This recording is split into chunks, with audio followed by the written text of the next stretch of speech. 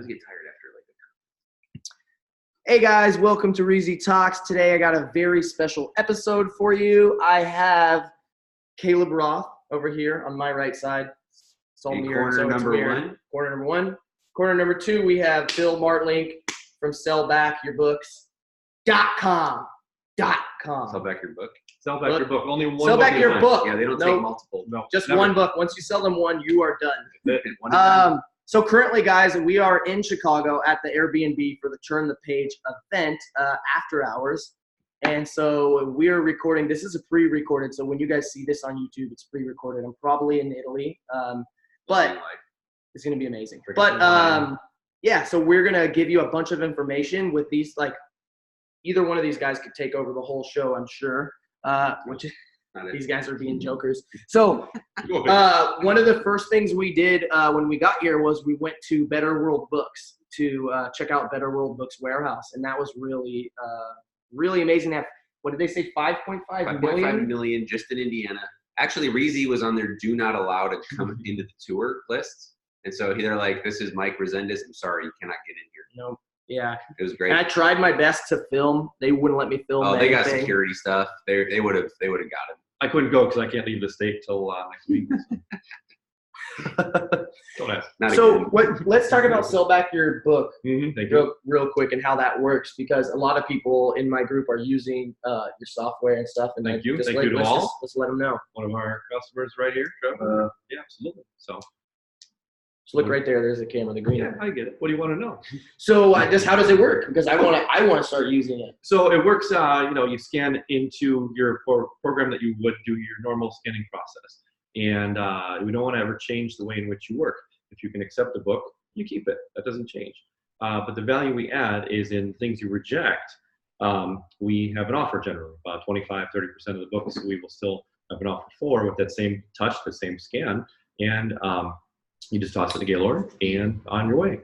If our system rejects it and your system rejects it, then of course it's a done and nothing changes. It's a book that gets recycled. So, but how are you making money on these books? Because I know those books aren't worth anything. I can't make any money off them. How in the hell are you paying me 30 cents for this book?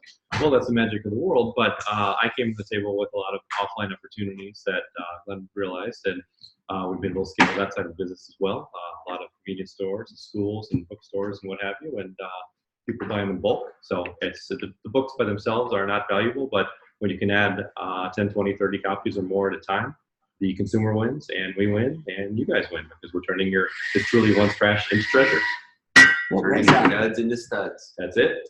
Turning duds so pretty into much, studs. if you're a bulk seller or you have a pile of books to go through, let's say you're using NeedleScan or whatever other software you're using, essentially you're going to take the books you normally sell online and do that. But now instead of throwing most of them, the rest of them away, you're giving them a chance to monetize a little bit. Absolutely. So it's a great social impact, great economic impact if you're a book lover at all. It's a nice way to make sure the books are reused and not just made into paper towels or paper products. And right, Trevor, what did you get for that pallet that you sent? I think it was like $320. Yeah, so Trevor's, you guys can't see him. He's sitting on the other side of the camera. But he sent a pallet, $320. Tight. And those are all books you couldn't use for anything. And I'm sure you're trying to use everything. I think it was drinks Native American processing. If memory serves, I think it was about 1,000 books, maybe 1050 or so. So it's about 35, 33 cents a book. So how many books do you guys buy? As many as we can. No, I mean, like on an average day, what's like a number of books that you bought? We get probably 3 or 4 pallets in a day right now. So nice. Wow, that's awesome. And up and up and up. So send me more. We can't get enough. Can't have enough. So you guys we're doing an Instagram live too at the same time, so we can get some questions over here. And so Caleb, you want to squeeze this, get it like a little tighter. Yeah, bring it in. All right, we're in there. Like people can see a little bit. Skeleton. Yeah. But so at the Better World Books warehouse, for me, the most impressive thing besides seeing 5.5 million books was the machinery that they have, right? So how much do you think that machine cost them, the one that kicks the books out automatically? I have no What's that, idea. $250,000 machine? I know a Bombay sorter is like $1 million, but that's not quite the level of that. Right. You can't get a quote for under $100K right now, although there are companies working on that. So right. by the time you watch this video, there might be. So this machine, this is how it worked. I wish I would have brought a notepad and a pencil in the warehouse. I should have asked because I would have sketched stuff. But so it's like it's set up so where this is one person's own job is just put books on the conveyor belt, barcode up. The conveyor belt goes uphill, and then they flash it with like what looks like it wasn't running, but it looked like 2 different colored LED lights, and then 2 cameras, and that reads the barcode. And then as it's traveling down that conveyor belt, there's like 10 other little conveyor belts that come down onto the book. And when it gets down to it, it just spins, and that conveyor belt has a paddle which goes boop, and knocks the book off the conveyor either left or right. And there's like 10 of those after, and it's freaking amazing. Got a low battery. Yeah, low battery on Instagram. So they unfortunately weren't running it while we were in there, but essentially you have one assembly line up the middle, and then you got, I think they had 6 Gaylords, but you could easily have 12. So they had 3 on the side. They would essentially kick the books into the right decisions or sort decisions. So probably they're not doing FBA, so probably merchant fulfilled, trash, maybe children's books. I don't know what, maybe collectible, maybe no barcode. And then from there they take it and do what they want to do with it. Yeah, it was amazing. Then the other machine probably cost just as much.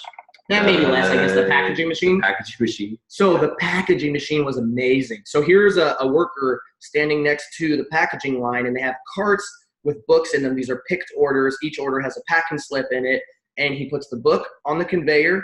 The conveyor has forks in between it, like the length of an average book or whatever. I don't know if they slide or not. But anyways, puts the book in, puts the packing slip on top, and then it goes down and it goes through a film wall, and then it comes out and it's automatically wrapped in the thrift books or whatever, like vacuum Better seals. World Books vacuum sealed thing. Mm-hmm. And then it gets weighed like 12 inches later. So they said it's impossible for it to put the wrong thing on the book because it's weighing the books and comparing it against what the book should weigh as it goes along. System checks and balances. Yep, and then it automatically puts the postage on it too. At the end of the line, it falls into a container, and then they're like trucking those 15 feet to fill up a Gaylord. And they're like, yeah, this is today's orders, and it was like today's international orders, and it was like 4 or 5 Gaylords full. It's ridiculous. Just today's international. Yeah, they didn't give orders. us a lot of numbers. We kind of backed into some of it, but they said they've sold 75 million books in the last 12 years. So we're talking 6 million books a year, 500,000 a month. Mm-hmm. Wow, that's insane. 500,000 in my career would make my career, like as a solopreneur. That'd be amazing. And these guys are kicking that out every month. It was yesterday for me. Yeah, say Bill's laughing. He's like, yeah, it's kids play. We can do that. That's funny.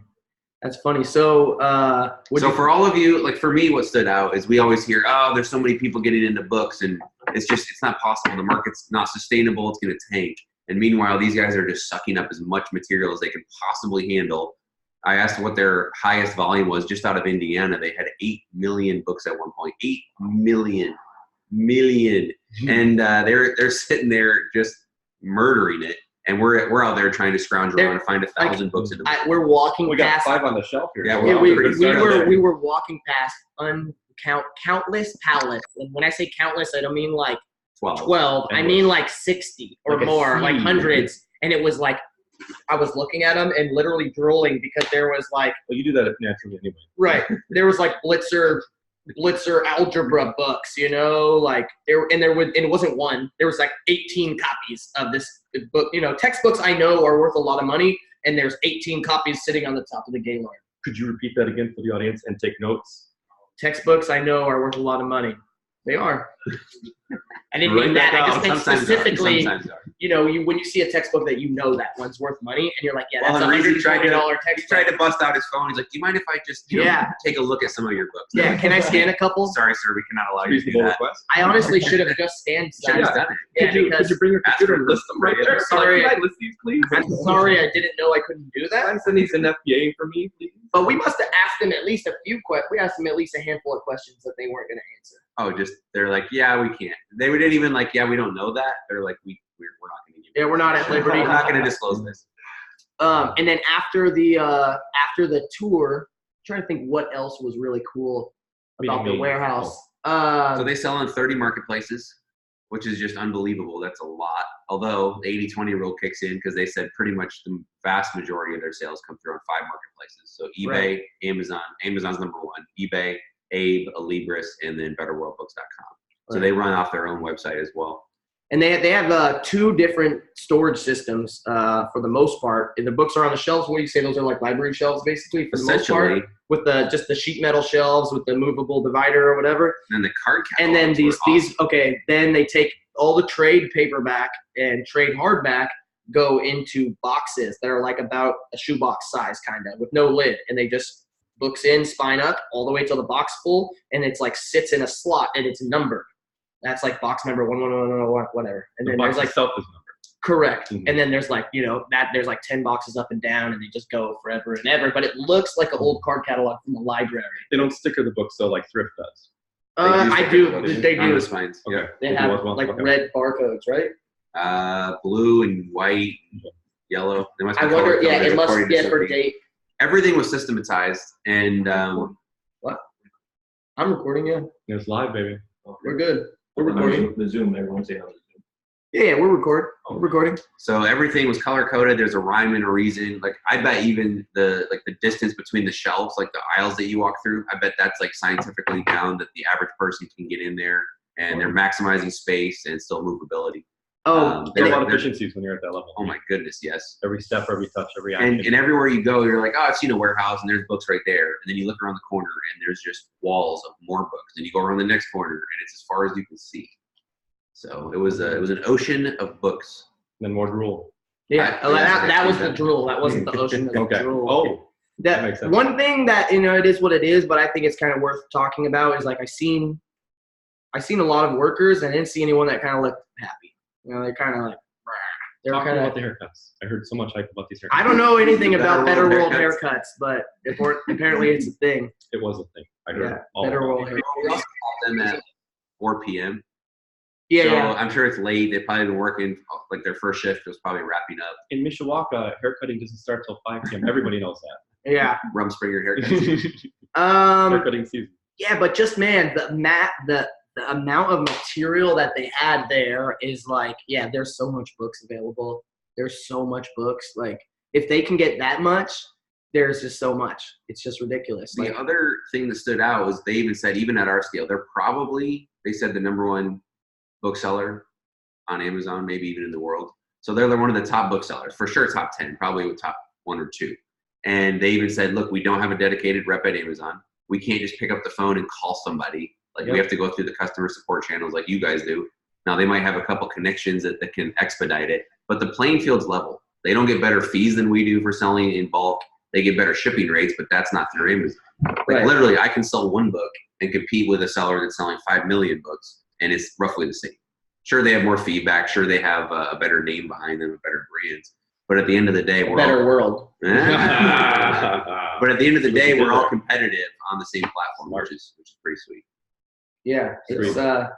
and then when we left, they have like employee appreciation, and they have like plaques for like 50 different plaques, and it's like various awards. It's like amount of books sorted or processed or listed, and it's like so and so listed 4 million books, you know, sorted 1.5 million books or So we used to whatever. have a wall of those, and it was for patents at Johnson & Johnson. So like if you had a patent, your name would be on it and a little drawing, and that was like their thing. It looked mirror image of that. Oh wow. So it's like it's literally their awards, and it's like that's impressive. Someone that touched and handled that many books. Yeah, 1.5 million, 4 million. Pretty insane. So if you just tuned in, guys, this is Caleb Roth, and this is Bill Martlink. All of us are booksellers, professional, full-time. Caleb Roth is the creator of Scout IQ, and eFlip also does the Turn the Page Mastermind event, which we're here. Bill is the Sales director. Sales director of Directing the sales. directing the sales. He's doing a damn good job Thank of you. sellbackyourbook.com, which is a tool that you guys should use to sell your duds. Stuff you can't make any money on, these guys can buy from you. Shovel it in. It's pretty crazy. Shovel it in. Shovel it in. And they made a really good Money. tool that makes it efficient for you to scan the stuff. So My brain shovel. we're here in Chicago for the weekend, and we're just talking about this weekend, what we've experienced, what we learned. What is your how do you feel that the conference went? But the conference was great. The location, like West Logan Square, is amazing in Chicago. I thought the venue was not as great. The pictures looked way better. They had like an ice machine in the basement, so we're in the basement of a coffee shop next to a bookstore, which is awesome. But they said we could fit like 50 to 60 people. We had 30 in there. We were maxed out. We were like sitting in old school chairs. The AC kind of finally gave out near the end. One it got bathroom. warm.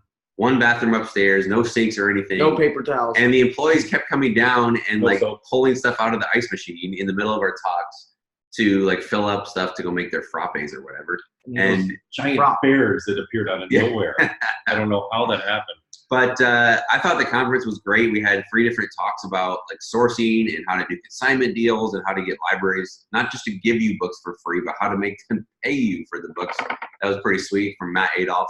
And then we had an accountant in the house. So we learned some stuff about setting up your books, like your literal, physical, metaphorical books. Accounting. Your numbers. Mhm. Yep. Make sure you can count the bread. And then we had some, Reezy gave a talk on doing some book bundles, but then also like life after books and what you're passionate about. And David Chung talked about setting goals and achieving them when he was a wee little lad at age 20 Right. and to where he is today. So it was pretty motivating. It was awesome. Every time we took a break, people would run right to the speakers and like, hey, check out, let me show you my account. I have a few questions about this. Or they'd pull out their laptop, and the engagement was awesome. And I think people walked away with some good information. We had a wonderful host as well. Kudos, honestly. It was I didn't know what to expect, and it was really well organized for you and Travis, and just to come into a city and take it over and like host us all, and it's really well done. Yeah, thanks for showing up as well. No problem. Thanks for having We almost kicked you out, but we let you stay. It was good. me. I made the cut. I made the cut. So never again, but We'll take it. It's a once in a lifetime opportunity. I'll come back.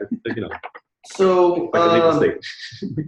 do you want to talk about your story at all? Like how you got to where you're at? Like how long you've been selling books? How'd you get started selling books? Sure, love to. So, I mean, many of you know me from the boards, and I try to, communicate with a lot of people lately, but people maybe not know my history. And I was one of the first marketplace sellers back in 2001 when Amazon started their marketplace.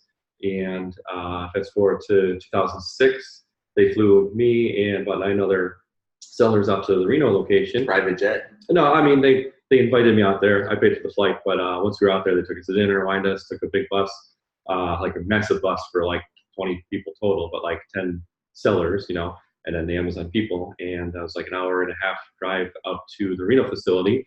And they were in the stage of building and shelving, putting up the shelves, everything. And they were still pitching the concept of Prime. They were going to take our inventory and house it and do the customer service and get it to people within a few days. They didn't really have the 1 day, 2 day shipping. That was just arbitrary at that point. But Just a couple days was what they said. Yeah. And now we pout. Now that we pout if things don't arrive same day or even next day, and it's the whole thing. But anyway, I had said if I'm going to entrust you with this new business, like I can't have that affect my current business, right? Like what if you muck it up? Like I believe in Amazon, but like what if things go awry and this doesn't work out? So I said, yeah, I'll do it, but I need a second account. I need to be, have the leverage to say if it fails, I need to keep everything going as is. And everybody else in line was like, yeah, we want that too. If Bill gets it, we want that. And so sure enough, like that's how these whole second account things got started. At least, I think that's pretty much how it went. Before then you couldn't get a second account. I mean, you could do it, but like we were grandfathered in. That's kind of got the ball rolling in the Amazon world with that. Anyway, then How much were you doing in sales at this point? I mean, we were averaging in 2006. Yeah, before FBA, before you went out to look at the warehouse. Easy 1,000 sales a day. So at that point, Nice. Yeah. 1,000 in sales or 1,000 units? 1,000 units a day. A day. Yeah. God damn. Yeah. So we were doing standard Damn. mail and like all these different ways in which you could save money and doing bulk, pre-sort, the whole deal. It was a nice world. That was a lot before. Well, I mean, back then, it was any book you touched was worth money. Right. In 2005, We would go to 2006, especially FBA. We would go to library sales, and I'd have a team.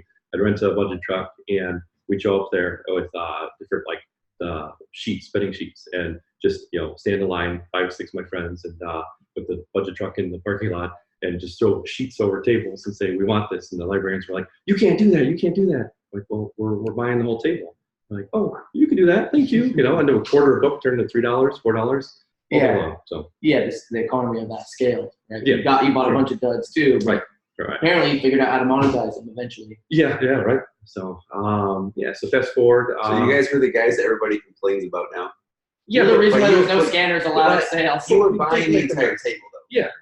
But the people that people are complaining about are I'm taking this table so I can take it over there where you can't look at it. Right. And scan I would it, just say- and then put them all back and make a huge mess. Yeah, or just take off. So Yeah, and so we do our best to pull the truck and bring it Awesome. back. And this was, you weren't even scanning, or you were using Scout Pal? So then, yeah, we had a couple scanner teams with Scout Pal and have people on. And it was still SMS, or what, did they get barcodes yet? At that point, it was barcodes, the little PDAs that if you dropped it, the little The potato peeler would break off. would break off, And you'd leave it in your pocket all the time, sit down and break the it rubber off. thing would peel off. Compact flash would just stay in there, broken in half. So it was so bad.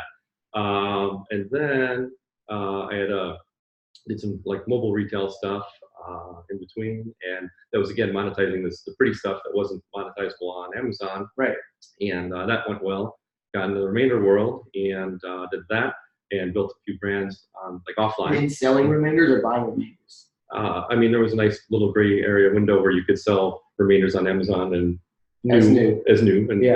I mean, again, when it's okay, you want to exploit it as long as it's not, now Against the the POS. rules. Yeah, now you can't do that. But back in the day, Amazon had a lot of gray areas, right? We all know those. Operate in the gray sometimes. Yeah, a little bit.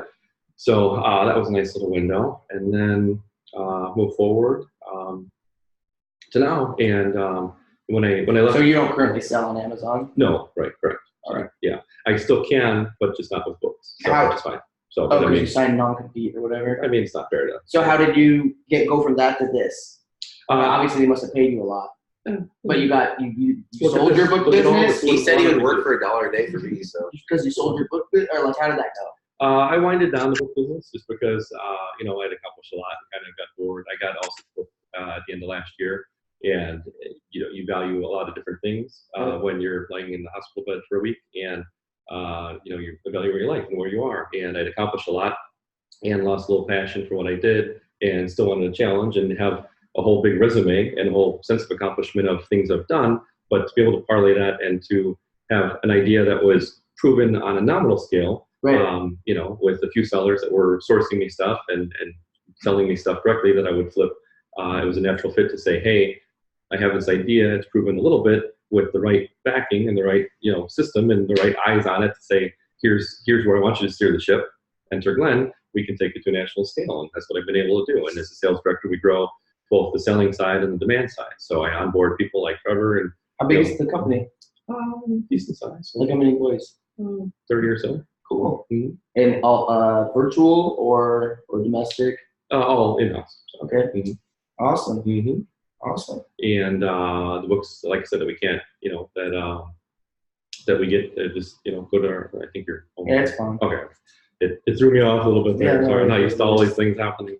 But what I brought to the table is to say we can, monetize things that are for the offline world, and it makes sense. It's a nice fit, and it doesn't, stop any workflow processes that our clients have. And I try to be accessible because I was an owner for 19 years in the book business, and I know how important it is to communicate and to be on point and to talk and to communicate as best I can. Sometimes a little long-winded, but like I get the job done, and Right. and I'm there for my clients. So. And he's funny too. Funny looking more. So I think. See what I mean? I wasn't gonna say. See what I Oh, mean? we're all thinking it. These are all dad jokes, right? Oh yeah. Well, And Caleb, people know your story, but like, what would you say? I mean, here's a good one. What's the biggest mistake you ever made in book selling? Not starting earlier. Nah, that doesn't count. Mistake in books. You gotta go right to the bad stuff, huh? It's the value, I mean, you got some good stories where you just didn't know your stuff and were paying extra fees, right? That right? kind of stuff. So I paid my first year selling. I sold over 10,000 books, Mm-hmm. and I didn't know that you could be a pro merchant and not save a Oh. dollar. And what's funny is this really old guy who was like kind of my competition, but I kind of considered him not competition because he's old, and I like literally half listened to everything he said because he could never teach me anything. Mm-hmm. And then one day he was like, "Yeah, you're a pro merchant." I'm like, "What's a pro merchant?" And thanks, Pat. But he just told me that one day, and I'm like, wow, man. Like, I don't know how long I would have continued being an individual seller and losing that $1 per sale. Literally, I lost $10,000 because of that. And who knows? I mean, I guess I should say I saved untold amount of money by realizing at that point, or stupid stuff when I used to merchant fulfill. At some point, we put delivery confirmation on every package. So I did the math on how many packages get lost. Mm-hmm. And then I was like, oh, I'm only putting delivery confirmation on orders over $25. You're self-insured, essentially. Right, yeah. And then I was like, and just by doing something stupid like that, we saved $3,000 a year. Mm-hmm. And I'm like, that's $3,000 and I'm doing less work. It Right. makes more At sense. scale. Well, hey, it's all the little things, those little ancillary add-ons. Yeah, but people ask me, they're like, how did you learn? Because there wasn't any way to learn. I made every mistake. Oh, you have to, though, because that's Every when you learn the single one. most. You know? Yes. That's the problem. If When you repeat the mistake, then you're destined for failure. But if you can learn from the mistake, it's actually not a terrible thing, and you just not repeat it, and it ends up being good. I mean, I always learn the most when it costs you time or money, you pay attention. Right. It's easiest to learn from others' mistakes, but it's best to learn from your own. It's more impactful. So wise. It's so succinct. Look at this guy. Boom. That's it. I'm out. Biggest mistakes I've made. I get distracted like most entrepreneurs, and I'll chase rabbit trails instead of just sticking to what I know works. So, I think we tried to build a scout team, which does have its merits, but we wanted people more than they wanted us, and so we were leaning harder at a college professor that said 2 parties, whether it's a relationship, like a business relationship, marriage, whatever, they lean, and if both parties lean together at the right amount, they balance each other and it becomes a TP or letter A or whatever you want to call it. If you end up where one party wants it more than the other, you fall on your face, and the other one is just standing there looking at you. Like leverage over you, kind of. For sure, yeah, they're above you at that point. So the idea is like I've had situations where I've wanted business partners more than they've wanted me. I've pursued it, whether it's greed or wanting the gain or just the camaraderie. And it's very generic sounding, but I won't get into all the details. But yeah, when I want a partnership more than they want me, bad things can happen. Matt was talking about that today, just when we were driving, and he was talking about making deals with people. And he said that when he talks to people, for one, he never refers to it as books. He talks about it as trash, and you don't want this. And talking about Matt Adolf, if you don't know what I'm talking about. But what he said was the way he talks to the people. So they're like, yeah, I really want to sell you these books or have you come look at these books. Can you come by tomorrow at 2 or whatever? And he'll always be like, no, actually I can't. Tomorrow at 2, I'm going by another place looking at some Gaylords. You know what I mean? But basically you're creating, making them think you're bigger than you are. You're like, look, I don't really need you. I got other people to talk with. And it just, creates this urgency, and it's just all about, how you frame it. You know what I mean? Always. Well, it's a good way to look at it too. I was talking, it might have been Avery, but he was saying somebody like their method for getting Gaylords is like reverse psychology. So instead of calling a thrift store and saying, hey, can I buy your books in bulk? And they're just going, hey, I want something, so you must want it, therefore we can charge you for it. He goes the other way. He goes, hey, I've got a ton of books, like tons and tons and tons, half a truckload worth of books. I need to donate them and drop them off. And they go, no. You cannot send us books. We are backed up. We're just full. We don't have room for them. Oh, so you have too many books? Yeah, we do. Well, can I have some of your books? So you literally come at it from the other end of the equation of, hey, I've got so many books I want to donate to you. They go, we have so many books, we can't take them. And so you just flip the script. It's funny because it's like you get past their defense. Totally. But we just yeah. What are we gonna say? And they're like, oh yeah, we just sold a car. And usually the way the car process, we bought a car, sold a car, right? Usually the way the process goes is you go and find the car you want, you test drive it, you look at it, you're already pot committed. You spend a couple hours, you've worked with the sales rep, you like the car, you've been in it, whatever, you smelled it, you added the seats, whatever you do. So you like the car. At that point, you then they go, hey, do you have a trade? And you go, oh yeah, of course we do. Check out the car. You're already pot committed. They can give you an offer and you're going to go, yeah, whatever, that's fine, and walk away. We went the opposite direction. We went to all the dealerships first before we even started looking, or called or got online quotes and said, hey, we want to sell this car. We said we didn't want to buy a car. We just want to sell this car. What's the best price you can give us? And those prices ranged there was a 20% differential between low price and high price. And then we went to the one that had the highest price. They happened to have the same minivan, swagger wagon we were looking for. Loser cruiser. And off we went. So again, what they do is they get you to pick a car, and then they try and leverage the trade-in. We went backwards. So where can you think backwards in the process? Damn, that's so heavy. I'm going to be using that on like all kinds of stuff, just like anything. And it's not like crazy psychology either. It's just you know your own nature. Once you're down that road, you get into that spot, right? So, and that's again a plug, but I don't even use Sell Back Your Book, but that's what they're doing is saying, hey, you guys have duds. You guys are going to throw them away, recycle them. Recycling rate right now, perfect for you, is basically 0. Yep. And so people are having to pay to get stuff removed, and they're saying, hey, we'll give you on average 20 to 30 cents a book. Shovel them in. Bring them in. Bring them in by the truck. So, if you're listening, really Bill just keeps making these motions of like, bring it to me. Bring it home, baby. Come home. Come home to Papa. Favorite sound when that truck's beeping coming the back up. Beep, beep, beep. Yeah. Under money. We got the Gaylords for the warehouse.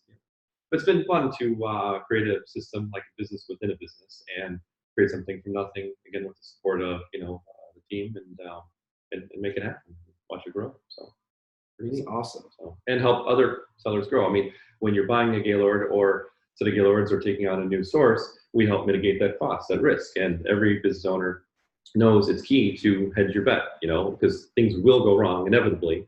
And if we can help alleviate that cost, or you can turn it into saying, okay, well, now I couldn't afford to have an employee, but now I can afford that. It's really cool because you're actually helping people. Yes. You're not like scamming people to buy your thing and like tricking them into it. You're like, I'm gonna help you, whatever. Let's do this. Really and then you know their name and like Trevor got $320. You know the names of the people that you're actually helping, so that probably makes you feel pretty good. It's funny earlier when you guys were talking about several people. I won't mention their names, right. Them around. But when we were talking, it's like, oh yeah, I know him from here. I know her from there. I know him from here. And Bill knows everybody. Well, I'm getting to know everyone. The book cartel, watch out, he's coming for you. Awesome. So right now we're going to open it up to some questions. And this is going to be a little different than what you guys are used to on YouTube. We're going to play it like Jeopardy. So you actually give us the answer. We will give you the question. No, that's not what we're going to do. Hold on, guys. Because this is actually being recorded in Zoom chat in my private group. And so these people are members of my private group, and they're going to be able to ask some questions right now from all three of us if they have any questions. So let me unpin this video, and I guess I'll put it on speaker view. And if anybody has anything to say or ask a question, go ahead and unmute yourself and come with your question. I think we got one in the group, actually. We don't have any questions. I got a question. What's up, Jason? What's happening? How are you guys? Thanks for doing this. Great, yeah. This is for Caleb. You had a blog post that talked about kind of some ROI-based triggers where you would talk about like what the probability of selling a book is after a certain amount of time, and you kind of broke down your inventory. And I know a lot of people are taking your cloud triggers and kind of having a different set for each price point. So they'll have like bulk triggers and then they'll have like $3 triggers or whatever. Have you thought about doing something more ROI probability based for scouting books? That's essentially what we're doing already. So the concept is a book with a rank of 100,000 or e-score of 112 or something.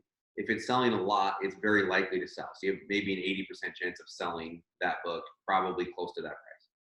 So you should buy books on the if they're going to sell quickly, if they're a fast nickel, you should accept a lower profit because it's a higher probability that it sells, right? So let's just say we're targeting $1 profitability, 80% of them sell, then we get 80 cents on the dollar essentially.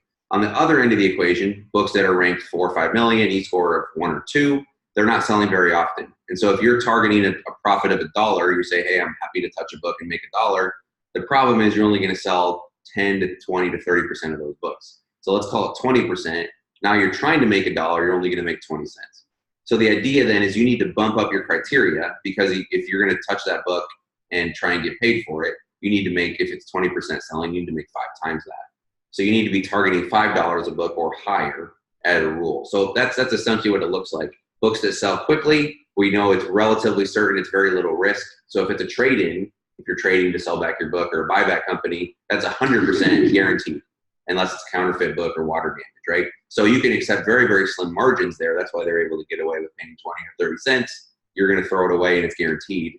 Versus as it gets higher rank, lower e-score, it's less chance of it selling. You need to have a higher target. So that's what the triggers inherently are baked in. If you just start, and we had several people at the Turn the Page event today that are in their first like 3 to 6 months of scouting. And so they're just, everything's a whirlwind. They're trying to figure out what's going on, and literally plug and play, log into Scout IQ, don't have to bother with the triggers, go with the default ones, and it automatically factors that in for you.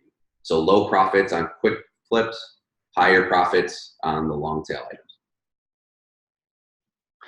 You were asking about profit-based triggers though, right, Jason? Yeah, that's dope, and I'm down, and I understand what you're saying. It'd be cool if your cost of goods was baked into that automatically, so you wouldn't have to pull potentially a different set of triggers for different cost of goods books. For example, if I'm buying a $10 book You know what I mean? I need to make 100 if it's going to sell 10% of the time. Typically, Sorry, say again? you want to base something on ROI, Yeah, that'd be rad, because then it'd just be dynamic. 50% ROI at a certain type level. Yeah. Yeah, so the blog post was essentially built on the idea that 80% of really well-ranked stuff sells, or 90%, and then 50% of middle-ranked stuff, and then 20% of the long tail. So that's essentially the foundation for what we did on the triggers. And that work was amazing. I'd love expanding that into CDs and DVDs would be fire too, just as a blog post. If you guys know somebody who has enough data, that'd be epic. So we actually mapped out, I did a YouTube video not that long ago, and it's actually, I think the most recent post at thebookflipper.com is based on that. So we don't have that exact data because we don't have enough data. If you guys do sell CDs or DVDs and have the sales rank at the time of listing, so if you list with AccelerList or Inventory Lab, ScanList, or whatever, if you have that data and want to share it, hit me up, thebookflipper@gmail.com, and I can actually help crunch that. We could put together a post that would be really, really intriguing. So if you have some data and want to reach out and you're happy sharing it, hit me up. We can definitely build that out. I don't have a year yet, but soon. Cool. 6 months is fine too, as long as it's high enough quantity. If we're talking several hundred into the thousands of units, that's probably enough to do something somewhat relevant. Yeah, Jason just had a really big score. You want to tell Caleb your score? I bought a online auction for we ended up we went out, we got on an airplane, traveled out, bought an auction for textbooks from a school district, and ended up shipping 4,800 pounds of textbooks straight to FBA from a storage unit next to the school. So it was 4 pallets straight from the spot. What did you pay for the 4,800 pounds? We paid $2,300 for the whole auction. And we want to get a lot back. What do you I don't know yet. The total list price is? Tens of thousands, and it should be, the question is, we've got hundreds of there were only about 20 SKUs, but there are hundreds of each. Yep. So the only question is, can we sell hundreds of each of these books? You're going to find out real soon. Yep. Good for you. What about, ask him about the one problem you were having with some of the books, if you didn't figure that out yet. Ooh, I don't remember what that is. Some of them were like rebound edition. Oh yeah, dude. So there's schools will take their textbooks that are all jacked up and they'll put new covers on them, and then they'll trim the edges, and then they'll and it's a legit company that does that. But I was getting a bunch of these, and they look fake because they're fake with like a inkjet cover. Like a brown, and so I was instead of the original one. They call it rebound. Rebound, exactly. And it's from a company and it's a school doing it, but I was too scared to send them in. You can send them in. Yeah. Basically treat it as a library copy. Say it's rebound or, whatever. Basically it was repaired or refurbished, I guess. Right. But yeah, those are usually legit. It's not like a counterfeit book. Like they're literally just trying to save the poor book from an early death. Mm-hmm. Yeah, that's awesome. That's a great auction finds. We were looking at an auction not that long ago. We were going to fly somewhere. We thought the deal was worth maybe 25 to 30 grand, and we thought we'd pick it up for under 10K, and it ended up selling for nearly 20. So someone paid 20 grand. I'm guessing they were local, or they had a way to sell them back somewhere else. But same thing. There was a lot of quantity, and if one of those titles dropped in price, the whole thing is no longer profitable. Right. But do you monitor these auction sites regularly, or? No, I wouldn't say regularly. I tend to just look. I go on rabbit trails, and I'll be up late at night. I'm a night owl, and I'll just start going, I wonder what's here. I wonder what's on eBay. Like you can go on eBay right now. There's bookstores going out of business. You can buy their entire inventory. So there's auctions at any given time. And especially with the data you have, you can take the inventory spreadsheet and know exactly what it's worth. Yeah, we'll run it through our system and know roughly what it's worth. And again, we're looking only at. You'll do that. You'll do that for me too. I'll run a list for you. Yeah. So if you guys have a big list you need ran, let's send it over to Caleb. He'll run it. Yeah, we'll take basically Scout IQ triggers and go from there. But if you're looking to unload, you can, Then send the list of bills. Yeah, send the stuff that we don't want. You can kick over to Bill. It's fine. Just saying, like Caleb first. He'll send you a bill. No. Hey, I'm Mr. Bill on Capitol Hill. I got a little Bill bobblehead on my desk. Wow, for that bill. Yeah. Wow. I just felt you guys saw that. Yeah, I felt that. 5 right there. Yep. Oh man, super cool. Well, yeah, there's so many opportunities out there, and just keep your eyes open. Like again, if the deal's worth it like that, you're gonna make tens of grand maybe if everything sells. That's worth jumping on a plane and going somewhere For sure. So be willing to go somewhere. You're like, well, the auction's on the other side of the country. Great. That's why airplanes were created. You know, be willing to hustle a little bit. And if you can do some fun time on that too, make it a fun little trip. Yeah. Did you guys do anything fun on your? You went to California for like 2 days, 1 day. We did like a week on the West Coast, several days in California. We flew into San Fran in the morning with a baby. Flew into San Fran, rented a car, went down to like a library, bought a package. We weren't able to list from there, but we shipped them all back to our house in Denver. So we shipped out, I don't know, 1,500 books. Wow. Drove back to the airport that night, took a red eye up to Seattle. So one day we were in and out of San Fran and then on to Seattle. So we did a West Coast swing, hit like 4 or 5. Go up to Seattle, libraries. check out Bezos balls. We did. We didn't go in them. Man, Just looked at them from a distance. gotta go check out Bezos balls. That's Amazon HQ. Hashtag. Bezos balls. Saw them in the Enquirer a couple months ago. You guys missed that? Awesome. You guys got any other questions? Is there still nine people right now? Yeah, there are 9 people. I guess it's pretty late for It's 12:30 where we are. in Chicago. Midnight 30. But if you guys have any other questions, this is the time to ask them. No, Mike Mavick, who's in the group, was at the event and he audio recorded almost the whole thing. I know he got all of my speech, and so we'll get that stuff into the archive as soon as possible for you guys to check it out. Because you didn't do any recording or anything, right? We did not this time, but Okay. I think Trevor got video recording too. If you can upload that to Drive or something, Yeah, I we'll be able to post that out. figure something out. But I don't know how good the audio is. I But hope the audio is good. The video's good. Right.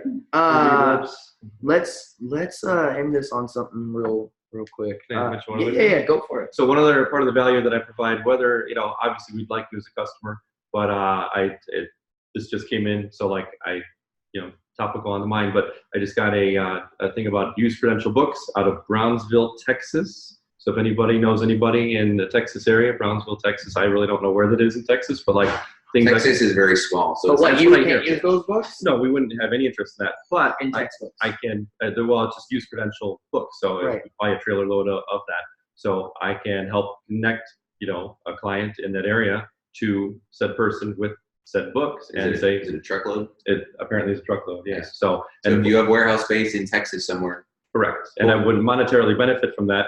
All rows of books would eventually lead to me if you used our software. It would help hedge your bet on certain loads. But like, I don't bet these Yeah, people. Jason's in Texas, right? There you go. But if you know of anybody, send them my way and I'll hook it up. And, I want to sleep at night, so I don't, haven't bet this person, but you do your diligence and you can have a truckload of books for a hefty, nice price. And 12:30 on a Friday night, I just got an email. So be the book guy. yeah. So That's anyway, awesome. yeah. So I'm happy to provide that as value as well. So Awesome. What do you think, Bill, is the most important part of your book selling operation? Besides, like, don't say, "Oh, buy more books." No. Like, what's the most important? of course, that's The obvious. most important thing. The thing that I find is most overlooked is that people substitute activity for accomplishment. So they see all this activity and they kind of get lost in, I'm doing all these things and I got to do this, I got to do this, I got to do this. And We call that hustle. Hustle, we call it hustle no, grinding. it's wonderful to hustle, but the activity versus accomplishment part comes in when they don't have a measurable, a finite, defined idea of the cost of their time, right? They're doing all these things and you say, okay, and I have this conversation within the first 5 or 10 minutes of my initial chats with my potential clients to say, okay, how many books are you processing? What's the cost of your time? What's the cost of every action from the point of the time where the books are at their supplier to get on your dock or in your garage or in your storage unit and then scanned, touched, boxed, ready, labeled for Amazon and out the door to Amazon's warehouse? What's the cost of a per book basis? Because they might be buying the Gaylords for $50, $75, $100, whatever. But if they don't know their yields, they don't know their numbers, they don't know their efficiencies, their actual costs in those books are much, much higher. And if they don't have the proper floors and thresholds, they're really just spinning their wheels and they have all this activity versus all this accomplishment and they're in trouble. So if you don't know those things, and you need to know those things, and it's okay at a stage that, like we talked to several people today, they're at 3 months, 6 months doing this. You don't have to know all those numbers right now. But if you want to scale and you want to go somewhere with your business, you need to know those numbers, and you need to know all the numbers. But those numbers, I think, are key to growing, because what you want to do, like some people are probably losing money and don't even know it. Correct. And they're like, yeah, you don't realize that there's an extra whatever in your processing cost, and you need to raise your floor price 40 cents or you're losing money. Then you can't create a job. You don't know what to pay someone. You don't know how to pay someone. You're going to pay someone. What you want to do is to create something, make it scalable, have all the points of detail to have this job and the functions and the roles, the benchmarks and all those things, and to say, okay, here you go. Here's a job. Here's a person. Figure this, here's what I've done. You do it. And then you can, and Caleb can, do the things you do best and grow your business that way. Like, you don't make any money by, as you've told, scanning the books and doing those things. Like, you make your money elsewhere. So you need to appoint people to do that and hire them. And yeah. So you make your money when you buy, but only if you know your numbers. Correct. So know your numbers, important. Please. Very, And thank very you. important. Caleb, same question, but you can't give his answer. Let's say unit economics. What's the question again? What do you see as the most important part of book selling business? Other than getting more books? Correct. And other than knowing your numbers of time and cost. And numbers that's it. That's it. But I would say relationships, again, that's cliche. But again, Bill just got an email in the middle of the night, right? Someone is a book zombie and staying up super late and saying, hey, I've got a truckload of material. I need to move it. Bill's a book guy. Hey, you want the books? Can you help me move the books? We're here for the taking. So network. Reezy, how many people do you have coming to you like weekly saying, hey, I'm trying to find this, or do you know someone that would want this? Oh, every day. Right. So you're now the middleman. Again, there's money being the middleman. You're the hub. People are coming to you. Whether you can help or not, that allows you then to say, yes, I want this for me. This is a good opportunity. I'll take that truckload of books. So be that book guy. And we talk about this a lot as well. When I started, when many of you started, you're shy. You don't want people to see that you're scanning books, and it feels weird and like someone's staring at you with your pants down at a thrift store. Not that you should be there with your pants down. I'm still very shy too. Let's make that on the record. Very, very shy. You don't seem like it, but no. But when you start telling people what you're doing, and not like in the spammy, like multi-level marketing type thing, but if you let people know, hey, I sell books for a living. Here's again, we don't show our cars, we show our piles of books because that's currency to us. But if people know that you're the book guy or gal in your area, that'll lead to so many connections. Yep. And even if it's not an immediate connection, if Bill helps this guy move his truckload, next time he has something else related to books that maybe Bill wants, he's still coming back to Bill because he solved that problem. Right. So be a problem solver and be a people person. Yep. That's two things. That awareness is huge. Thanks for the value. It was two things. Wow. You always got to talk.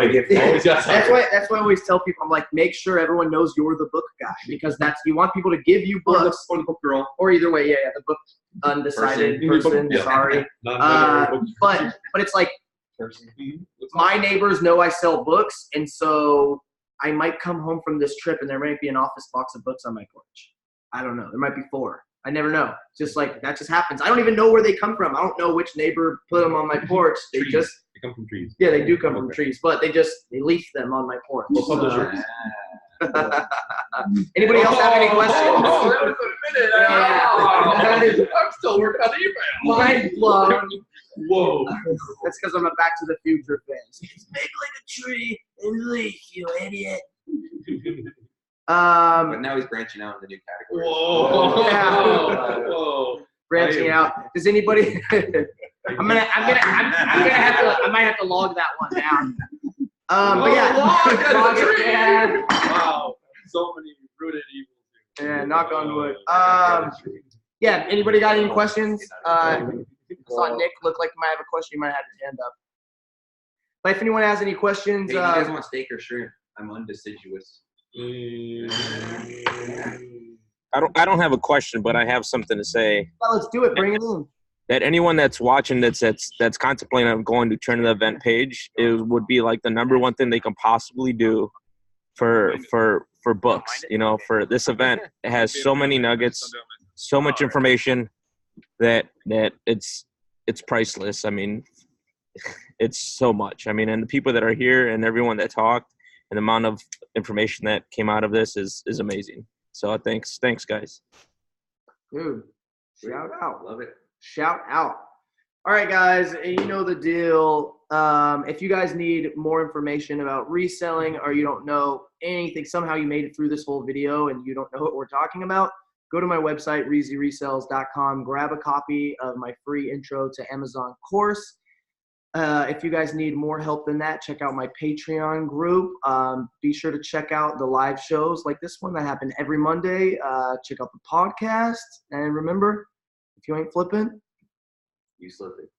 no, you guys are supposed to say it. Wait, You slipping, everybody. If you Flipping. You slipping.